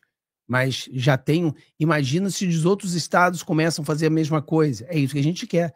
Nós queremos que todos os estados entram nessa briga para libertar o Brasil, né? Olha só que coisa maluca aqui. Esse governo é uma brincadeira, né? Olha isso, pessoal. Governo Lula enviará carta em resposta à crítica da Economist. Ele vai mandar uma carta em resposta... Eu fico assim, cara, vendo essas coisas, eu não aguento. Peraí. Então, The Economist criticou o Lula. O Lula vai mandar uma carta para dizer, não me critica? Eu pago vocês? Que conversa é essa? Governo Lula enviará carta em resposta à crítica da Economist. Revista britânica afirma que o presidente brasileiro perdeu a influência internacional e está cada vez mais impopular. Foi o que nós falamos ontem com vocês, né? Nós falamos sobre essa matéria, que é uma matéria que realmente rasga o Lula. Agora o Lula se sentiu dodói e o Lula vai para cima, mandando carta. Eu falei, mas o que vai acontecer com essa carta? Você vai mandar essa carta para onde? Ficou completamente louco. Ficou completamente louco da cabeça. O cara, ele quer mandar uma carta. Manda a carta para a CNN quando reclamar de você também aqui dos Estados Unidos. Manda carta para o Washington, o Wall Street Journal. O Wall Street Journal também falou que você, Lula, está indo para o lado do eixo do mal. Manda aí uma carta para o Wall Street Journal. Manda uma carta para a Fox também, que também te criticou. Rapaz, que absurdo que nós estamos vivendo. O Lula vai mandar uma carta. Aquela matéria, não sei se você viu o nosso vídeo de ontem, sobre essa matéria aqui, né? Do Lula estourando a ordem e progresso, ou seja, é o Lula estourando o Brasil. É mais ou menos isso que eu vejo na capa, né? Esse desenho, ele sempre simbólico, ele sempre simboliza. Então aqui, essa bola azul aqui, certamente é parte da nossa bandeira, e o cara tá ali para furar aquela bolha que era a nossa bandeira. Então eu fico pensando, será que eles estão dizendo que o Lula estourou com o Brasil? Será que eles estão dizendo que Lula vai estourar o Brasil? Porque mais do que já está estourado, fica muito difícil de acontecer. Aí, meu amigo, o negócio é complicado. Aí é difícil, hein? Aí é difícil. Vamos lá, a última matéria aqui, rapidinho, faltando um minuto para a gente bater a nossa meta, que são, pessoal, todos os dias são 22 minutos, tá? 22 minutos. E para terminar, olha isso aqui. Quem é a mulher que chamou Michele Bolsonaro de ex-garota de programa? Michele Bolsonaro processou a Teônia Pereira, de 27 anos, após a apresentadora chamar a ex-primeira-dama de ex-garota de programa. Aí, é esse lixo aí que foi xingar a nossa primeira-dama. Então, um absurdo total que a gente vê aí. Então é isso aí, galera. Então é isso aí. 22 minutos com o Fábio. Deus abençoe todos vocês. Tenham um dia maravilhoso. Cara, escreva, compartilhe com o nosso trabalho. Às 15 horas nós temos uma live todos os dias nos outros canais. Vamos vencer essa batalha. Vamos acreditar. Deus abençoe todos vocês. Te vejo no próximo vídeo. Um abraço. Hola, bienvenidos al canal de YouTube de Agenda Media. Esperamos que todos hayan tenido un día estupendo. Nuestro equipo trabaja sin descanso más de 12 horas al día para ofrecerles las mejores noticias. Si desean apoyarnos, pueden dar me gusta a nuestro vídeo y suscribirse a nuestro canal, y no olviden activar las notificaciones para estar al tanto de nuestros contenidos más recientes. Gran victoria de Ucrania. La segunda fase ha comenzado oficialmente. Como recordarán, el mes pasado se cortó la línea de suministro en el norte de la península de Crimea. Durante estos acontecimientos, las autoridades regionales anunciaron que se enfrentarían a grandes dificultades agrícolas debido a la sequía. De hecho, se declaró el estado de emergencia en la región debido al cese de la producción y se aumentó considerablemente el apoyo logístico desde territorio ruso a la península. Los ataques contra las líneas de suministro constituyeron la primera fase de esta operación y ahora ha comenzado oficialmente la segunda fase. Con la creciente presión de Ucrania sobre Crimea en los últimos meses, los planes que el Kremlin llevaba preparando desde hacía tiempo comenzaron a fracasar. En los últimos 2 días, la parte ucraniana ha logrado éxitos increíbles. Justo después de la medianoche, la hora favorita de Kiev, la base aérea militar de Kirovska, en Crimea, entró repentinamente en actividad. Los aviones no tripulados de Ucrania se acercaron silenciosamente a sus objetivos. A continuación, se produjeron entre 5 y 6 potentes explosiones que no solo destruyeron la base, sino que también podrían haber puesto fin a la superioridad aérea de Rusia en Crimea. Según los primeros informes publicados inmediatamente después de los ataques, 3 helicópteros militares y un sistema de defensa aérea Pantsir fueron destruidos. Cabe señalar que estos helicópteros no eran aviones normales. Entre los helicópteros atacados se encontraba el helicóptero de transporte pesado más grande del mundo. Las explosiones provocaron un incendio que se extendió rápidamente. El fuego se propagó rápidamente desde la unidad aérea hasta el depósito de municiones y desde allí a la zona donde se encontraban los drones de reconocimiento y ataque utilizados por las tropas rusas. En otras palabras, el incendio se extendió a casi toda la base aérea militar. Según fuentes locales, las explosiones continuaron después del primer ataque. Estas fuentes también confirmaron que se escucharon explosiones secundarias debido a que el fuego alcanzó el material bélico almacenado en el depósito. El mensaje publicado por Ucrania tras el ataque fue bastante impactante. El ejército ruso debe comprender que su costoso equipo militar y su material bélico no están protegidos en ningún lugar, ni en el campo de batalla, ni en los territorios temporalmente ocupados, ni en la retaguardia.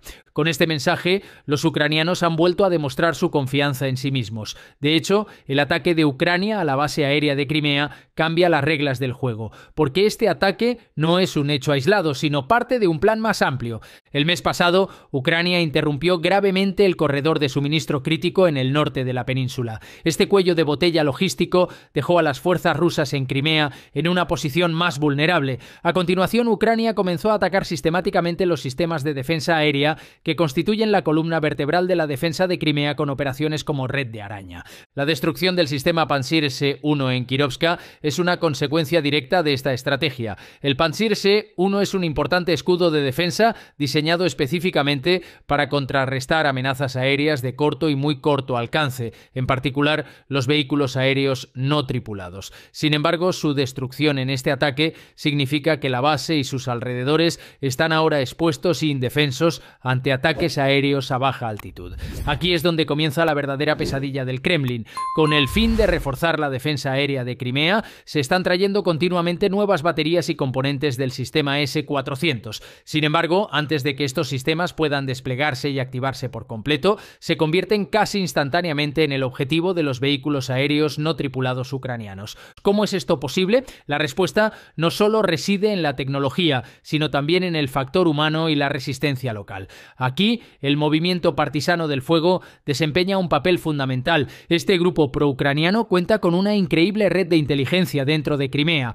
Personas infiltradas en las filas de las tropas rusas transmiten directamente a la inteligencia ucraniana, casi en tiempo real, las coordenadas exactas y la ubicación detallada de los nuevos sistemas de defensa aérea e incluso la ubicación de los depósitos de municiones dentro de las bases. Hace unos días, tras un exitoso ataque con drones contra una instalación militar rusa en la región de Simferópol, el grupo Atesh publicó un comunicado en el que resumía la situación. Las fuentes informaron de que debido a la negligencia del comandante se dañó un valioso equipo, probablemente un sistema de misiles antiaéreos. También hay bajas entre el personal. Como de costumbre, los rusos están tratando de encubrir las consecuencias del incidente. Mientras los rusos siguen lidiando con las consecuencias de este incidente, los ucranianos han lanzado nuevos ataques. De hecho, la velocidad y la eficacia con la que se filtra la información son tales que, mientras los rusos aún están estableciendo un sistema, los planes de ataque de Ucrania ya están listos. Mientras empezaban a salir a la luz las noticias sobre los ataques a la base aérea, se produjo otro acontecimiento importante. combate. Como recordarán, Rusia había realizado un enorme esfuerzo propagandístico para vender el S-400 Triumph como el sistema de defensa aérea más potente del mundo. Sin embargo, la guerra en Ucrania, y en particular los enfrentamientos en Crimea, han puesto seriamente en duda este mito. En los últimos días, los Fantasmas, una unidad especial dependiente de la Dirección de Inteligencia del Ministerio de Defensa de Ucrania, llevó a cabo una operación muy eficaz contra una batería S-400 en Crimea. Los drones derribaron con éxito 2 estaciones de control de radar multifunción 92 N6E y 2 radares de alerta temprana y detección de objetivos 91 N6E que cegaban el sistema. Además, se informó de que una plataforma de lanzamiento S-40 había resultado dañada. La declaración de la Inteligencia de Defensa resumía perfectamente la situación. Los radares son los ojos de los sistemas de defensa aérea enemigos. Sin ellos, los sistemas antiaéreos quedan inutilizados. Sin radares, el S-40 no es más que un gigante ciego. Los drones ucranianos aprovecharon inteligentemente esta vulnerabilidad para amenazar los costosos sistemas de última generación de Rusia con medios relativamente baratos. Como se ha visto con los últimos ataques y el inicio de los ataques contra los sistemas de defensa aérea de Ucrania en la península, ha quedado claro que ha comenzado la segunda fase. Con los vacíos que han surgido en las zonas que antes protegían estos sistemas de defensa aérea, los ucranianos pueden ahora iniciar un gran cerco aéreo de la península. De hecho, con los últimos ataques, este cerco ya ha comenzado. Ahora, el último golpe es cortar la ruta de suministro que pasa por el puente de Crimea. Si se cortan todas las rutas de suministro a la península, comenzará el gran colapso. Otro factor crítico que influye en el curso de la guerra es las graves pérdidas sufridas por el alto mando del ejército ruso. Según los últimos informes de inteligencia, Ucrania se ha vuelto realmente eficaz a la hora de atacar a generales rusos. Las cifras confirmadas indican que al menos 11 generales rusos han sido neutralizados durante la guerra. Esta cifra supera el número total de generales perdidos durante los 10 años de la guerra de Chechenia. En las primeras semanas, por cada 1.750 soldados muertos, se perdía un general. Esta proporción se ha reducido actualmente a 1 por cada 22.000. Este descenso indica que los generales rusos están asumiendo menos riesgos innecesarios en el frente. Sin embargo, la amenaza no ha desaparecido. De hecho, según fuentes no confirmadas, se ha informado de la neutralización de otros 4 generales. Lo más llamativo es que los generales ya no están seguros solo en el frente, sino ni siquiera en Moscú.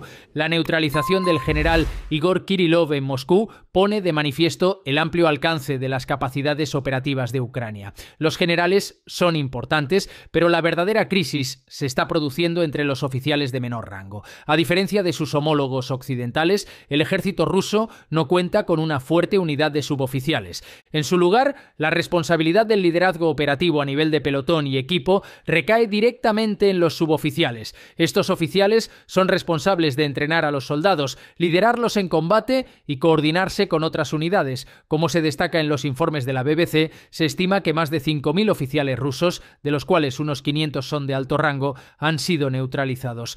La pérdida de estos oficiales subalternos no solo provoca una caída de la moral, sino que también rompe directamente la cadena de mando, perturba la coordinación y, según los informes, provoca un aumento de los incidentes de fuego amigo. Rusia está llamando urgentemente a filas a oficiales de reserva que han servido en Afganistán, Chechenia y Siria para llenar este vacío. Sin embargo, esto se asemeja a sacar tanques obsoletos del almacén. Aunque ofrece una solución urgente, se trata solo de una medida temporal hasta que los oficiales recién graduados completen su formación y tiene dificultades para adaptarse a las exigencias de la guerra moderna. Ahora llegamos quizás a la pregunta más esperada: ¿qué significan realmente todas estas presiones, los ataques con drones, las actividades partisanas y las grietas visibles en la defensa rusa para Crimea?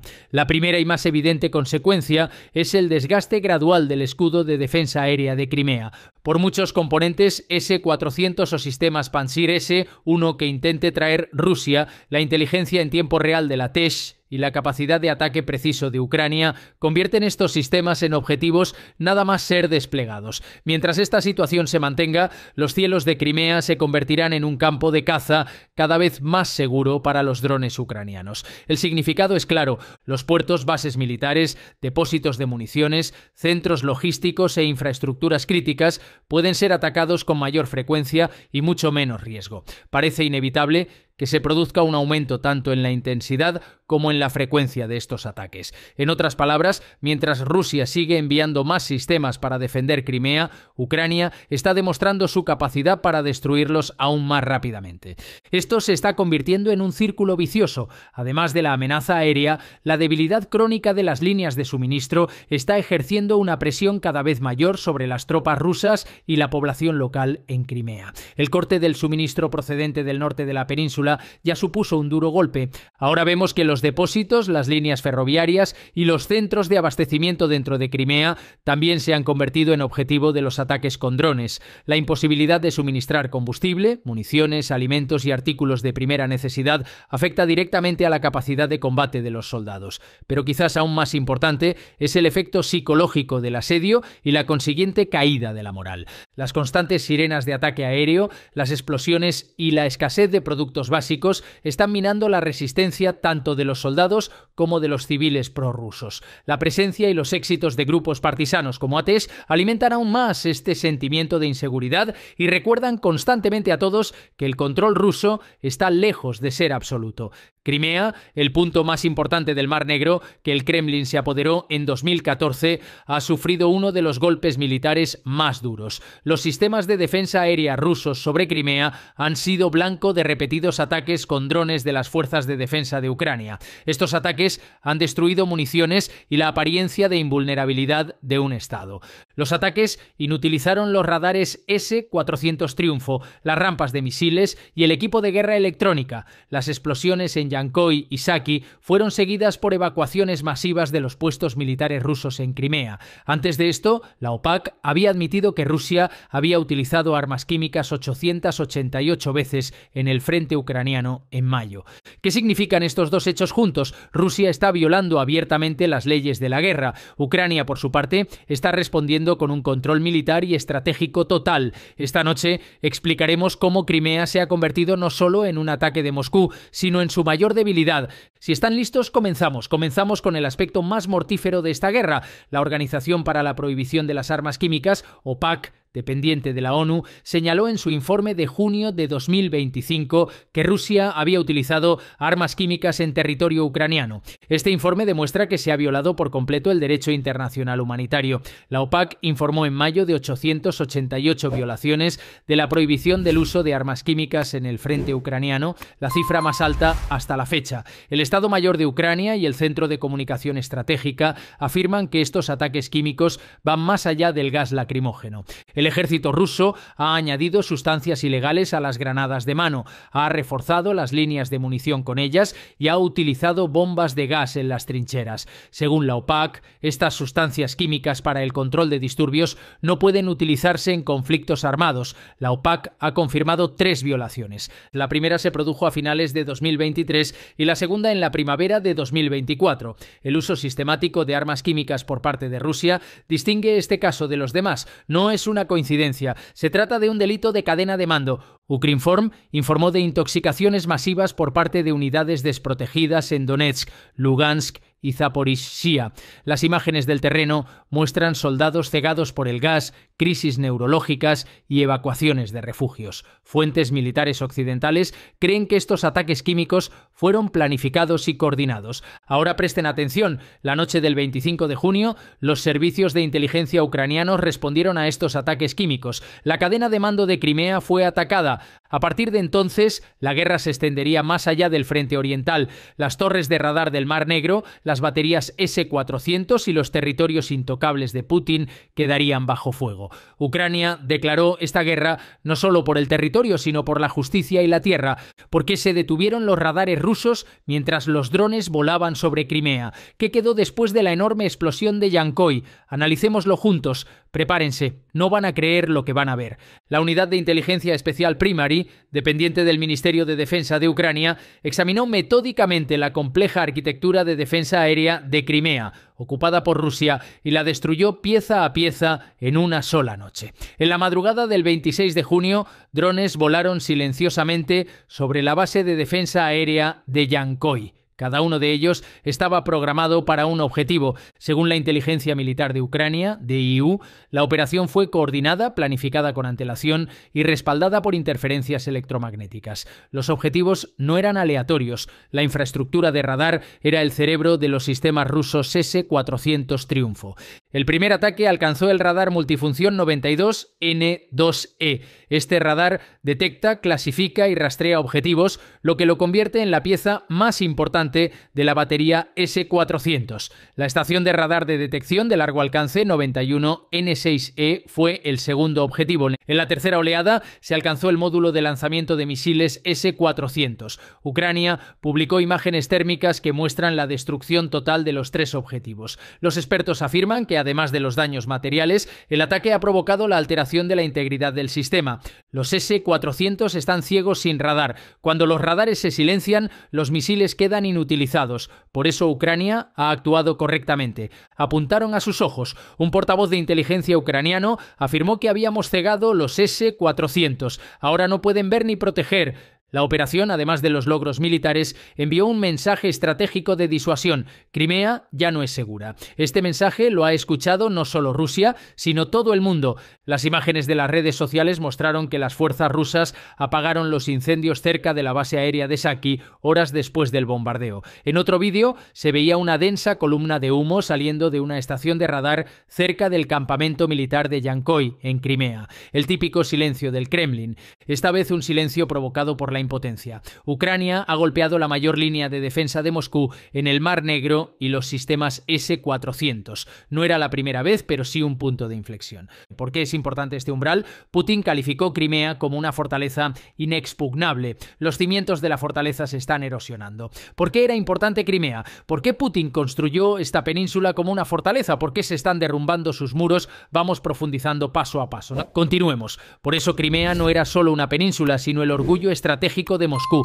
Ucrania destruyó más que unos simples sistemas de radar.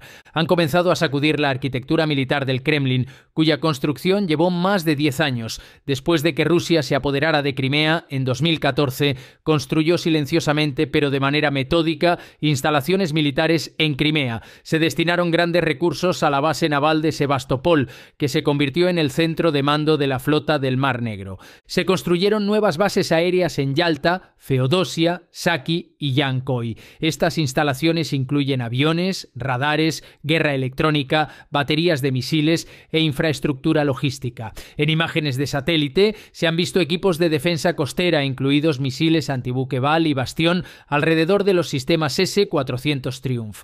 Algunos analistas militares creen que se han desplegado sistemas con capacidad nuclear en la región, pero esto no ha sido confirmado. Rusia cuenta con aproximadamente 32.000 soldados en Crimea a fecha de 2021, en los puertos de Crimea había más de 40 buques de guerra, 22 aviones de combate y 4 submarinos. Esto era más que una invasión, era una demostración de fuerza. El aeropuerto de Simferopol permitía el paso de cargamentos militares. El puente de Crimea sobre el estrecho de Kerch servía para fines civiles y militares. En Moscú había electricidad, comunicaciones e internet. Todo en la región apoyaba al Estado profundo ruso. Crimea era una fortaleza física y un centro de guerra cibernética. Se comenzó a cegar los radares ucranianos con emisiones de guerra electrónica. Se utilizaron plataformas de interferencia GPS. Mientras tanto, aumentó la propaganda. Los medios de comunicación, el idioma, el plan de estudios e incluso las referencias culturales se moldearon para adaptarse a Moscú.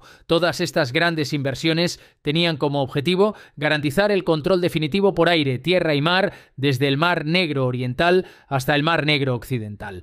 Putin veía Crimea no solo como una fortaleza defensiva, sino como el núcleo de futuros ataques. Los aviones Su-34 y Su-30ISM que despegan de Crimea sobrevuelan regularmente el sur de Ucrania. Submarinos del Mar Negro lanzaron misiles Kalibr desde Gerson a Poltava. Crimea no era solo una base, sino que se había convertido en un centro de mando y control. Hoy, los drones inteligentes de Ucrania y la red de inteligencia respaldada por Occidente han destruido esta red. El colapso interno amenaza la fortaleza aérea de Putin. Además del colapso militar, esta situación está provocando una degradación social y psicológica. ¿Cómo ha afectado esta catástrofe a las calles de Crimea? ¿Cómo percibe el pueblo ruso este silencioso colapso del Estado? En los balcones de Crimea ya ondean banderas de Ucrania. ¿Por qué Putin solo grabó un vídeo de 38 segundos? ¿Por qué guarda silencio la maquinaria mediática de Moscú? Todo esto se revelará pronto. Precisamente por eso, la pérdida técnica que se ha producido hoy en Crimea no es solo la suspensión de un sistema de radar o misiles, sino que también está destrozando la imagen de invulnerabilidad del Kremlin. Esta conmoción se ha reflejado primero en los rostros de las personas y luego se ha extendido desde las lentes de las cámaras hasta las paredes interiores de Moscú. Tras las explosiones de Yunkoy, los balcones de Crimea se han llenado de banderas de Ucrania. En el vídeo se ve a las fuerzas de seguridad rusas rastreando las calles, mientras los jóvenes gritan durante toda la noche «Slava Ukraini», victoria para Ucrania. No se trata solo de un momento simbólico, sino de la primera oposición organizada contra el régimen del Kremlin en Crimea. En ese momento, Putin hizo una declaración. Lamentablemente fue una de las declaraciones más duras del líder ruso, un vídeo de 38 segundos montado y editado sin ningún mapa, estrategia u objetivo. Solo un rostro cansado y palabras que luchaban por encajar, que quedó silencio. Los mapas militares fueron eliminados de RT. La palabra ataque fue prohibida en las noticias de TASS. Términos ambiguos como reestructuración de la línea de defensa sustituyeron a las noticias de victoria. Los medios rusos no dieron ningún nombre a este shock. El Kremlin se centró en gestionar lo que no era en lugar de lo que era. Los analistas consideran que este silencio no es una estrategia de comunicación, sino la institucionalización de la impotencia. Latvin, del Instituto de Política de Rusia, hizo una observación impactante. Putin ya no teme tanto a los opositores como a las palabras, porque en este punto de la lucha el Kremlin no puede hacer frente a las palabras. Un comandante que evita las palabras no puede liderar en el campo de batalla. No se trata de un simple desastre de comunicación. En este escenario, los fracasos militares no pueden convertirse en política. Ahora todo está más claro. Tras el fracaso militar en Crimea, los cimientos políticos de Rusia se están tambaleando. El Kremlin solo recurre a la censura y la negación para recuperar esta posición. ¿Y el pueblo? ¿Qué pasará con las minorías de Crimea? ¿Dónde se encuentran en medio de este silencio? Mientras el ejército de Moscú recluta soldados norcoreanos para suplir sus carencias, las minorías étnicas de Crimea son enviadas a la fuerza al frente. ¿Qué significa esto? ¿Es posible que Rusia ya no confíe en su ejército? Porque esa es la cuestión más urgente. ¿En quién confía ahora Moscú? Tras la desintegración de Crimea, la respuesta militar del Kremlin se ha debilitado en términos de radar y efectivos. Las nuevas decisiones de movilización de Putin no son una estrategia, sino una muestra de pánico. En los últimos meses, el servicio militar obligatorio se ha extendido de forma dramática entre las minorías de Crimea, especialmente entre los tártaros. Los grupos locales de derechos humanos informan de que cientos de jóvenes crimeos, ciudadanos rusos con fuertes vínculos étnicos con Ucrania, han sido reclutados con el pretexto del servicio nacional. Estos reclutamientos a veces han incluido redadas nocturnas, amenazas con armas y la ausencia de cualquier notificación previa. Esta situación recuerda al servicio militar obligatorio de la época soviética. Esta es la solución más aterradora del Kremlin. El ministro de Defensa de Ucrania, Rustem Umarov, reveló una amarga realidad en una rueda de prensa celebrada el 26 de junio. Rusia ha pedido al líder norcoreano Kim Jong-un que envíe 11.000 soldados de reserva especiales. Esta cifra representa el 20% de las unidades de combate de élite de Corea del Norte. Kim ha renunciado al 20% de sus unidades de élite para salvar la maquinaria bélica de Putin. La declaración de Umarov fue aún más impactante. Estas unidades han sufrido graves pérdidas. Nuestra inteligencia indica que Corea del Norte está considerando enviar más soldados, pero que hacerlo pondría en peligro su autoridad. La declaración hace referencia a informes de la inteligencia británica. El informe indicaba que desde octubre de 2024 se habían perdido aproximadamente 6.000 efectivos norcoreanos destinados en Rusia. La mayoría de estas bajas se produjeron en zonas de combate de alta intensidad, con personas personal insuficientemente protegido y equipado. El plan de crisis de Putin está claro.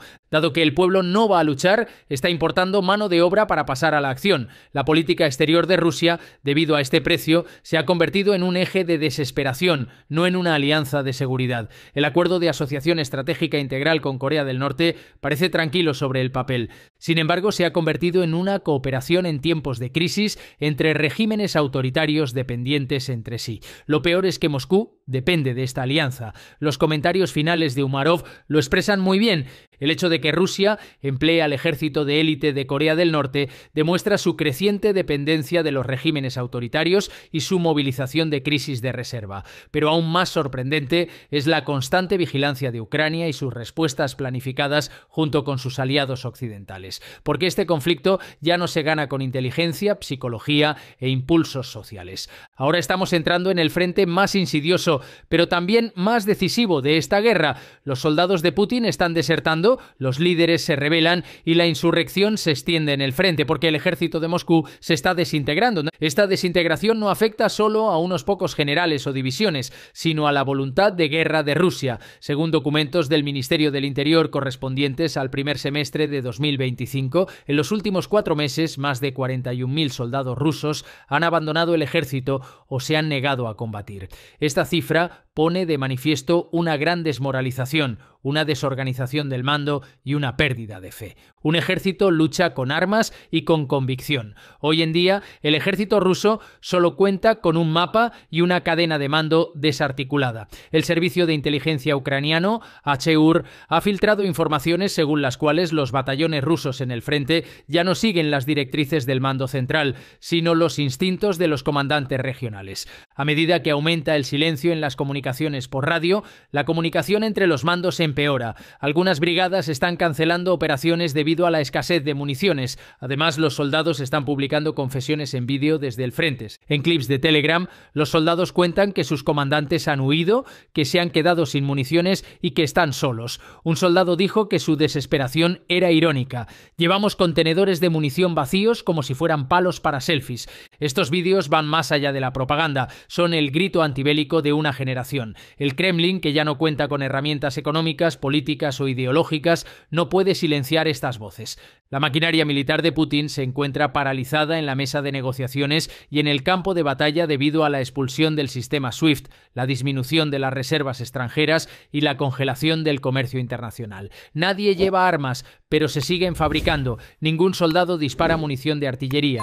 El Kremlin está reclutando soldados norcoreanos para llenar este vacío. ¿Será suficiente? Por supuesto que no. Las protestas contra la movilización se extienden desde las zonas rurales de Moscú a la ciudad. En el metro se grita «¡Basta ya! ¡No queremos la guerra!». En algunas ciudades hay mujeres que marchan en busca de sus maridos e hijos reclutados. Cada detención policial provoca 5 protestas más. Putin no aparece en público desde el 20 de junio. No hay visitas al frente, ni proclamas de victoria, ni imágenes escenificadas por los medios de comunicación. El calendario oficial del Kremlin ha sido suspendido. Este silencio puede ser el rugido más fuerte de la guerra. ¿A qué se debe este vacío? La inteligencia de Kiev ha atacado el suministro eléctrico de Rusia. Se han destruido 42 refinerías de petróleo y se han agotado los fondos para la guerra. Empieza a faltar combustible y soldados. Los ataques contra la infraestructura energética, coordinados por Ucrania con los servicios de inteligencia occidentales, han frenado la maquinaria bélica rusa. Los drones y los equipos de sabotaje ucranianos han atacado 42 refinerías de petróleo,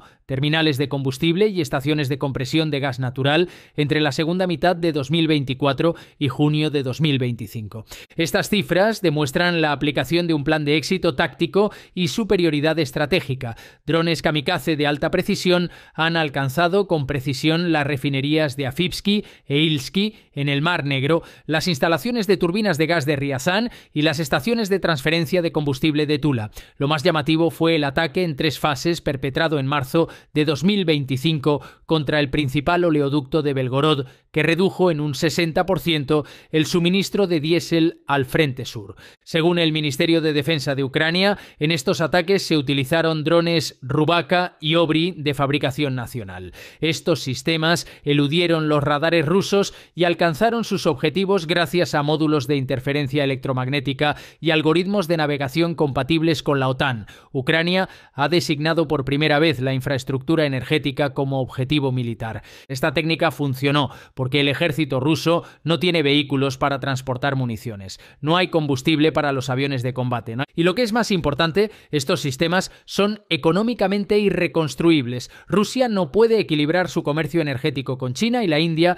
debido a su exclusión del SWIFT por las sanciones occidentales. Sus reservas de dólares se han agotado, los ingresos por importaciones de energía han caído. Tanto la guerra como la economía están desprotegidas. Debido a los daños sufridos por las refinerías de petróleo, los precios del combustible y la gasolina en el país han aumentado hasta un 80%. Incluso el transporte urbano en Moscú y San Petersburgo está sufriendo interrupciones. Los tractores no pueden llegar a los campos lejanos. Las ambulancias esperan en colas para repostar combustible en las ciudades. El dinero militar de Putin no sirve. En medio de este estrangulamiento económico, la población se enfrenta a un problema de energía y esperanza. La campaña, que en su día se esperaba que durara unos días, ya va por su cuarto año.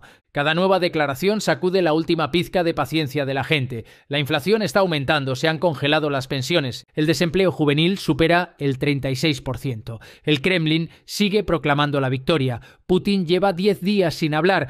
Las luces del Palacio del Kremlin están encendidas, pero el líder no aparece por ningún lado. Se han cancelado los programas públicos. Las reuniones del gabinete son privadas. El silencio ya no es una técnica de comunicación. Se ha documentado la caída de un líder, porque hoy la lucha se libra y se pierde tanto en el campo de batalla como en los pasillos desiertos del palacio. El capítulo 8 aumenta el impacto de este vacío de poder. El ministro de Defensa publica vídeos falsos del frente. El jefe del Estado Mayor ordena a los servicios de inteligencia. El Estado ya no sigue órdenes, sino sus instintos. La retirada de Putin desde el 20 de junio no es un espectáculo mediático, es una muestra del creciente vacío de poder en el Kremlin. Nadie habla desde el frente ni aparece en la propaganda. Nadie gobierna el Estado, solo hay un vacío. Este vacío está rompiendo la cadena de mando. El GRU ha tomado el control de la coordinación del frente del jefe del Estado Mayor, Valery Gerasimov. La cadena de mando tradicional ya no funciona. Las decisiones no se toman de arriba abajo. Los comandantes de las tropas sobre el terreno toman decisiones basadas en su instinto de supervivencia. Los soldados rusos ya no siguen directrices, sino sus reacciones de pánico. El secretario del Consejo de Seguridad, Sergei Shoigu, destaca en este vacío. Sin embargo, sigue siendo el principal silenciador del Kremlin. Shoigu aparece en las redes sociales recorriendo el frente, en el mismo lugar pero con ropa diferente, como si las fotos hubieran sido tomadas en días distintos. Quienes miran detrás del telón lo ven. No es gestión de la guerra, es gestión de la historia. La opinión pública ya se ha dado cuenta de que esta historia es falsa. Algunas fuerzas militares vinculadas al Kremlin actúan de forma independiente. La coordinación ha disminuido. Y lo que es aún más impactante, más de 1.200 soldados rusos huyeron a Ucrania el año pasado. Algunos se entregaron libremente. Otros dijeron a los medios occidentales que ya no querían vivir en Rusia. Mi objetivo era sobrevivir por la humanidad. La confusión interna traspasa el frente. Se han puesto en marcha protocolos de evacuación controlados por el FSB. Las familias de los burócratas y altos funcionarios están siendo trasladadas a zonas seguras. Estos protocolos se asemejan mucho a los planes de emergencia aplicados en los últimos días de la Unión Soviética. Esta imagen apunta a una crisis de liderazgo militar y al colapso burocrático. El mecanismo de toma de decisiones del Estado ya no se basa en protocolos, sino en instintos. Comandantes locales, agentes de inteligencia, gobernadores regionales. Ahora todo el mundo actúa según su propia evaluación de los riesgos. La Federación de Rusia ya no se rige por órdenes, sino por instintos. El control de la información es el siguiente gran punto de ruptura. Ya no sirven ni las órdenes ni la censura. En estos días de vacío de poder en el campo de batalla y en el Kremlin se ha producido otro colapso. Los medios de comunicación, estrictamente controlados por el Estado, se están derrumbando. Los supuestos medios de comunicación disciplinados, RT, TASS y RIA Novosti, o bien no informan en absoluto sobre los acontecimientos en el frente, o lo hacen de forma imprecisa y con horas de retraso. Sin embargo, las reacciones digitales son más rápidas. Telegram, VK y los vídeos de YouTube están destrozando la narrativa del Kremlin. Los veteranos del campo de batalla denuncian la escasez, cajas de munición vacías, camiones militares cubiertos de de barro, casas que albergan a soldados desertores. La realidad se difunde más rápido que la censura. Todas las cuentas silenciadas resurgen y crean otras nuevas. La etiqueta Broken Empire, creada la semana pasada, fue vista 23 millones de veces en 48 horas. Se desató una ola de comentarios, compartidos y protestas. El eslogan "Putin está mudo, pero nosotros hablamos" ha desencadenado un movimiento de información digital. RT, que ha ignorado este levantamiento, ha acusado a la desinformación extranjera. Por desgracia, ha fracasado, porque esta vez el tsunami vino desde dentro. Antiguos reporteros, presentadores y editores dimitieron uno tras otro. Un alto cargo de RT dimitió porque no podía seguir siendo espectador de cómo se alimentaba a la gente con mentiras. El editor de noticias internacionales de TASS dejó un mensaje antes de marcharse. La victoria en la guerra es diferente al silencio de la verdad. Esta ola está superando incluso la cima. Los presentadores de las cadenas de televisión locales dimitieron llorando ante las cámaras. Los periodistas de campo dejaron de perseguir las noticias prohibidas. Los medios de comunicación sellados por el Estado están estallando. La gente conquistó las plazas digitales antes de salir a la calle. Ahora cada detención genera 5 publicaciones. Cada intento de represión genera 5 consignas. Todas las mentiras se convierten en verdades más grandes. Rusia está perdiendo la guerra de la información, pero Putin está perdiendo en el campo de batalla y en el lenguaje de la sociedad. Tras esta revuelta informativa solo queda una pregunta. ¿Podrá el Kremlin resistir una revuelta popular? ¿Podrá un líder detener este colapso? ¿Se está consumiendo el sistema? Porque en esta guerra ya no solo se utilizan las armas, sino también las palabras. Ahora son las palabras las que más temen al Kremlin. Putin guardó silencio. Shoigu le imitó. No hay órdenes de Gerasimov. Las pantallas de RT se han apagado, pero la gente sigue hablando. La guerra ya no se libra solo en el frente oriental, sino en las calles de Moscú y en los comentarios de las redes sociales. Los imperios ya no explotan como motores de cohetes. Las frases de RT se convierten en cartas de dimisión. ¿Es suficiente esta voz? ¿Puede un pueblo ganar contando su propia historia? ¿Ha superado la verdad a los misiles propagandísticos? ¿En esta guerra se han roto los relatos o los tanques? Comenta tus opiniones. ¿Creen que esto es una guerra o un colapso? ¿Por qué Putin guarda silencio? ¿Por qué el Kremlin está vacío? ¿Se han dado cuenta? La verdadera guerra se ha perdido en el Kremlin. Ahora solo queda su eco. Comenten esta historia y escriban sus opiniones. Porque la verdad solo se difunde cuando se dice. Escribir se convierte en una voz. La censura no puede silenciar una voz que crece. Quizás algún día esa voz se eleve.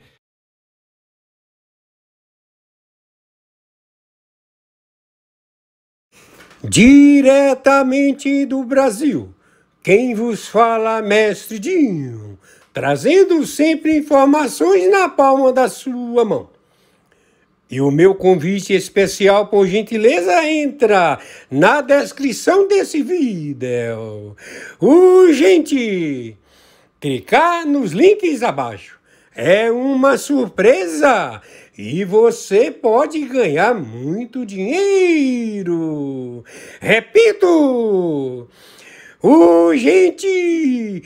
Clicar nos links abaixo. É uma surpresa e você pode ganhar muito dinheiro.